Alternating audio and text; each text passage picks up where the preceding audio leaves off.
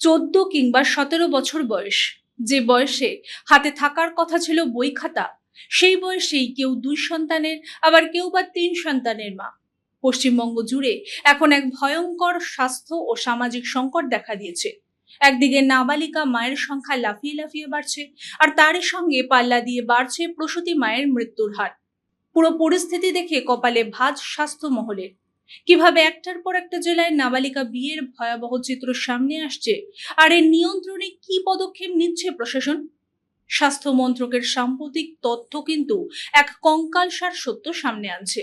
নাবালিকা মায়ের নিরিখে সারা দেশের মধ্যে ঝাড়খণ্ডের পরেই দ্বিতীয় স্থানে রয়েছে আমাদের পশ্চিমবঙ্গ। পরিসংখ্যান অনুযায়ী রাজ্যের সমীক্ষায় দেখা গেছে প্রতি 4 জন প্রসূতি মায়ের মধ্যে একজনই নাবালিকা। সবচেয়ে ভয়াবহ অবস্থা কোচবিহার জেলায়। রাজ্যের মধ্যে শীর্ষে থাকা কোচবিহারে 27.3% মাই নাবালিকা।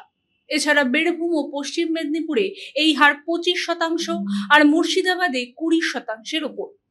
বিশেষ করে পূর্ব মেদিনীপুর ও মুর্শিদাবাদের পরিস্থিতি প্রশাসনকে মারাত্মক চিন্তায় ফেলছে। কিন্তু কেন এত প্রসূতি মৃত্যু ঘটছে জানেন? ডাক্তার ও স্বাস্থ্যকর্তারা স্পষ্ট জানাচ্ছে, নাবালিকা অবস্থায় মেয়েদের শারীরিক গঠন সন্তান ধারণের জন্য তৈরি থাকে না। সেই বয়সে গর্ভধারণ করলে প্রসবের সময় অতিরিক্ত রক্তপাত হয়, হৃদযন্ত্রের কার্যক্ষমতা কমে যায় এবং স্নায়ুর জটিলতা দেখা দেয়, যা সরাসরি মায়ের প্রাণ কেড়ে নেয়। এই জোড়া বিপদ সামাল দিতে অবশেষে তৎপর হচ্ছে রাজ্য। স্বাস্থ্যমন্ত্রী শারদ মুখোপাধ্যায় জানিয়েছেন, পরিস্থিতির নিয়ন্ত্রণে প্রশাসন কঠোর পদক্ষেপ নেবে। প্রশাসনের তরফ থেকে জানানো হয়েছে, এখন থেকে আশাকর্মীরা বাড়ি বাড়ি গিয়ে প্রসূতিদের স্বাস্থ্যের নিয়মিত নজরদারি চালাবে। নাবালিকা বিয়ে রুখতে পুলিশের সহায়তা নেওয়া হবে কড়া আইনি ব্যবস্থা।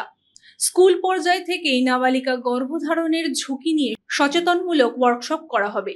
প্রাপ্তবয়স্ক হওয়ার পর মা হওয়া এবং 2টি সন্তান হলে কি কি সরকারি সাহায্য মিলবে তা নিয়ে রাজ্য জুড়ে চলবে প্রচার।